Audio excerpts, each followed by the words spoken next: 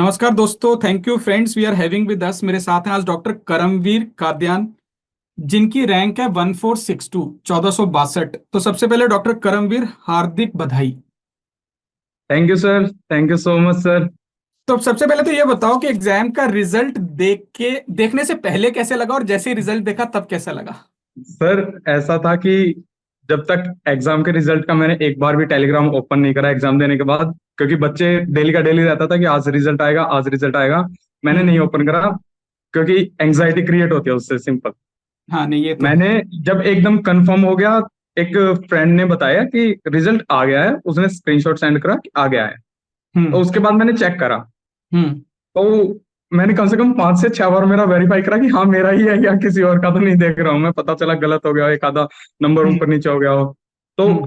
अच्छे से कंफर्म करने के बाद कि हाँ ये तो मेरा ही है, दैट्स अच्छा, ग्रेट। बहुत अच्छा लग रहा था, अंदर से ऐसा लग रहा था कि तो मैं मान के चलूं डॉक्टर करमवीर को पहले से ही पता था कि रैंक तो पक्का आएगी।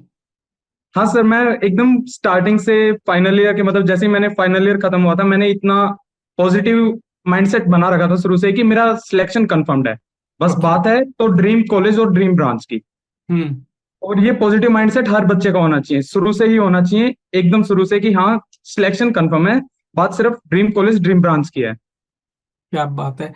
अच्छा डॉक्टर करमवीर, क्योंकि आपके इंटरव्यू को ना काफी बच्चे देखेंगे और आपकी स्ट्रेटेजी को भी फिर फॉलो करने की कोशिश करेंगे, तो मैं आपको ना बताता हूँ हम सेरिबेलम में क्या क्या ऑफर करते हैं। आपने तो सब यूज किया हुआ है। एक तो है yes sir. Main videos recorded, एक है रैपिड रिवीजन रिकॉर्डेड। ये दोनों यस सर। इंग्लिश और हिंदी लैंग्वेज में अवेलेबल हैं। इसके अलावा हमारे लाइव मिशन सेशंस चलते हैं जिसमें हम फिर पूरा कोर्स कवर करते हैं। इसके अलावा grand test, mock test, Q bank है। इसके अलावा लेट नाइट पीवाईक्यू सेशंस होते हैं। इसके अलावा मैराथन रिवीजन सेशंस होते हैं हर मेन एग्जाम से यस पहले, सर। जिसमें 7 से 10 दिन में हम सब कुछ कवर करते हैं। और उसके साथ होता है बीटीआर। तो इन कंपोनेंट्स में से आपने कौन कौन से कंपोनेंट को अपनी प्रिपरेशन में यूज किया। सर सबसे पहले तो सेरिबेलम लॉन्च होने से पहले ही प्री बुकिंग करी थी, अच्छा। क्योंकि एक तो फैकल्टी का जो नाम था, सबने सुना है कि हाँ this this is going to be the best platform, सबसे अच्छा प्लेटफॉर्म यही निकलने वाला है। तो प्री बुकिंग करी थी और उसके बाद में मिशन नीट 1.0 से स्टार्ट करा था।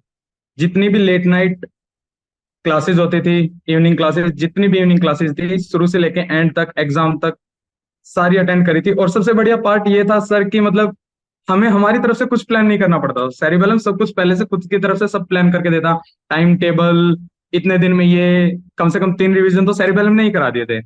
और एग्जाम पोस्टपोन होने के बाद 2 रिवीजन और हो गए, तो वो काफी इफेक्टिव था। मतलब हमारी साइड से कुछ इंटर्नशिप में इतना लोड लेना ही नहीं पड़ा कि अलग से ज्यादा वो करना है, टाइम हम्म। टेबल बनाना है, ये वो। सिंपल है, लेट नाइट की क्लासेस को फॉलो करो और बस, वो बहुत है। और कंटेंट बहुत अच्छा है सर, बात ये है। Late night great. PYQs hmm. करके, और लेट नाइट पीवाईक्यूज और सर लेट नाइट क्लासेस करके ऐसा लगा कि ठीक है, मेन वीडियोस की मुझे जरूरत नहीं लगी। ठीक है। जी सर। बहुत बढ़िया, बहुत बढ़िया। अ- पेपर जैसे दिया, शिफ्ट वन वाले बच्चे कह रहे थे कि ठीक था, शिफ्ट टू वाले बच्चे थोड़े परेशान था, डिफिकल्ट था। आपने कौन सी शिफ्ट में एग्जाम दिया। Sir shift one, shift one में, मॉर्निंग शिफ्ट अच्छा। थी। यस अच्छा, सर। पहले टेंशन फ्री हो गए शिफ्ट वन देते ही। हाँ सर बिल्कुल। क्या एग्जाम देते हुए लगता है ऐसा कि हो जाएगा। सर एक चीज सबको समझनी चाहिए कि एक, अब तो सेट जैसे अलग अलग है, उनका चालू करेगा। एक तो सेट अब अलग अलग आते हैं कि 5 सेट में हो रहा है, तो एक बेसिक दिमाग में अगर ये रखेंगे हर कोई, ह- अगर हर कोई ये अपने दिमाग में रखेंगे कि सेट 5 आने हैं, 40 क्वेश्चन हर एक में है, सबको पता है कि 200 में से 40 क्वेश्चन बहुत ही डिफिकल्ट आने वाले हैं। हम्म। उस सेट के लिए पहले से प्रिपेयर रहना पड़ेगा। मैंने हम्म। सेट वन करा, और sir set one is like, अरे यार ये तो सारा पीवाई क्यू है, ये तो सारा पढ़ रखा है, तो इजी। सेकंड सेट में easy. Third set is that difficult questions जो आते हैं, वो उसको देख के बहुत बच्चों का ऊपर नीचे हो गया कि अरे यार ये क्या हो गया, ये क्या हो गया।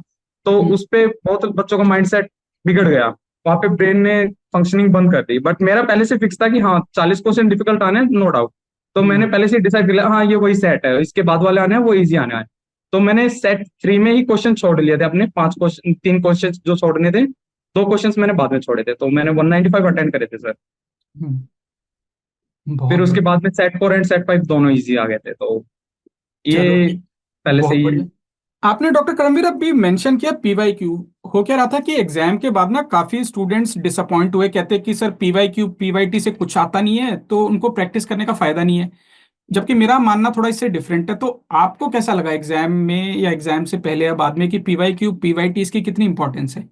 सर पीवाईक्यू पीवाईटीज की ही इंपॉर्टेंस है, एक्चुअल में देखा जाए तो सिर्फ उन्हीं की ही इंपॉर्टेंस है, क्योंकि टॉपिक्स वही होते हैं, उन्हीं में से क्वेश्चन बनता है। मेनली पीवाईक्यू की जगह पीवाईटी पे फोकस करा जाए तो क्वेश्चन उन्हीं में से आना है, उस हम्म। टॉपिक से रिलेटेड आना ही आना है, चाहे वो फिर किसी ऑप्शन में बन के आए, वो हेल्प करता है उस क्वेश्चन को रूल आउट करने में। और sir late night PYQs best था, और 10:30 बजे स्टार्ट होना, आराम से डेली दो, सबसे बढ़िया है। ओके। डेली दो, और ये कंसिस्टेंसी बनी रहती है उससे क्वेश्चंस करने की। ये नहीं होता कि किसी दिन अरे यार आज नहीं हुआ, एक भी क्वेश्चन नहीं हुआ, तो वो नहीं रहता था, कंसिस्टेंसी बनी रहती थी, वो बेस्ट था सर। अरे वाह। और सर ऐसे मॉर्निंग वाली शिफ्ट में डायरेक्ट पीवाईक्यूज भी हिट करे थे, एकदम डायरेक्ट पीवाईक्यू सेम के सेम। और इवनिंग में भी काफी पीवाईटीज और पीवाईक्यू से रिलेटेड क्वेश्चंस आए थे, मैंने देखा था बाद में, तो उसमें भी आए थे सर। अच्छा, तो तो इस बार स्टूडेंट्स कह रहे सर पीएसएम बहुत आसान था, कौन कौन से हाँ सब्जेक्ट सर। आसान लगे? कौन कौन से आसान लगे? सर एक्चुअल में एक भी, मैं ये नहीं कहूंगा कि एक भी सब्जेक्ट मुझे टफ लगा, सारे ही इजी थे, सही ये सुन बताता के हूँ। ये सुन के तो मेरा ही दिल खुश हो गया। बहुत बढ़िया, वेरी नाइस। सर मेरा मतलब प्रिपरेशन काफी अच्छी थी सर, मैं 6 से 7 रिवीजन कर चुका था ऑलरेडी सारे हम्म। सब्जेक्ट्स के। और हम्म। मैंने हैंड रिटन नोट्स बनाए थे, तो फिर मेरा काफी अच्छा चल रहा था, मुझे देख के एक बार भी एग्जाम के लिए नहीं लगा कि यार ये टफ आया है, पता नहीं होगा या नहीं होगा। हम्म। तो क्वेश्चंस तो बहुत इजी थे, और जो कॉम्पैक्ट हुआ था सारा सब्जेक्ट, सारा सिलेबस, हम्म। रिवीजन के लिए बहुत इजी था सारा, और सर कंटेंट पूरा कवर हो गया था, सबसे मेन तो ये था। तो क्वेश्चन इजी लग रहा था, ऐसा नहीं था कि अरे यार बहुत हार्ड आया है। तो बढ़िया है, बहुत बढ़िया। वेल सर, दे के मैं सही बताता हूँ, मैंने जब एग्जाम दिया तो उसके बाद में मैं एक्सपेक्ट कर रहा था कि मेरी अंडर 500 रैंक आनी है। हम्म। तो जैसे मेरी सर एम्स में 1828 रैंक आई थी, ओके। तो मैं एक्सपेक्ट कर रहा था कि उससे तो मच बेटर आनी है, क्योंकि ये और भी ज्यादा इजी लग रहा था। तो हम्म। कुछ लोगों को ऐसा लगा कि अरे यार ये तो थोड़ा टफ आया है, ज्यादा क्लिनिकल आ रहे हैं। हम्म। वो थोड़ा सा, अगर कंसेप्ट क्लियर है, बेसिक्स क्लियर है, तो फिर कोई इश्यू नहीं था सर, बहुत इजी था।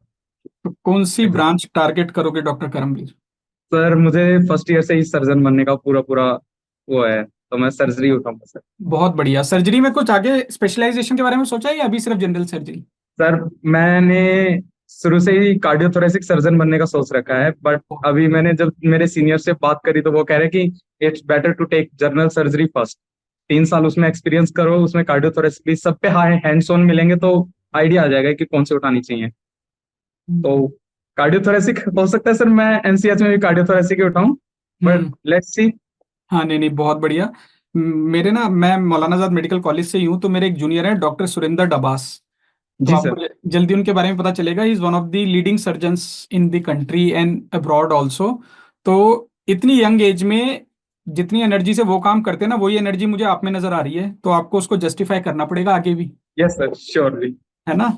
वो भी हरियाणा से, आप भी हरियाणा से, और मैं भी हरियाणा की रूट्स ही है मेरी पार्शियली। Yes sir. तो अच्छा डॉक्टर करमवीर, एक बात बताओ, रिविजन्स कितना मैटर करती हैं? या इतना हाई आईक्यू होता है रैंकर्स का कि वो एक ही बार में पढ़ के सब कुछ याद कर लेंगे? नहीं सर, इतना हाई आईक्यू तो किसी का भी नहीं होता, और मेडिकल तो सब्जेक्ट ही ऐसा है सर, वो तो बार हम्म। बार भूलने वाला है ही। हम्म। बट रिवीजन ही मैटर करता है sir, revision is the key, and positive mindset is another की। एक हम्म। बार भी जीटी देके ऐसा नहीं होना चाहिए, किसी को भी ऐसा नहीं लगना चाहिए कि यार कम नंबर आ गए, यार यार तो सही से प्रिपेयर नहीं कर, नहीं। या तो हम जीटी में अच्छा स्कोर कर रहे हैं, या फिर हम सीख रहे हैं। मैंने हम्म। एक बार भी सर खुद को मतलब ऐसे नेगेटिवली नहीं जाने दिया है, और रिवीजन तो सर मस्ट है, वो तो वही है जो कुछ है। तो डॉक्टर हर एक। करमवीर, इस इंटरव्यू को बहुत स्टूडेंट देखेंगे, आपने रिवीजन की कैसे?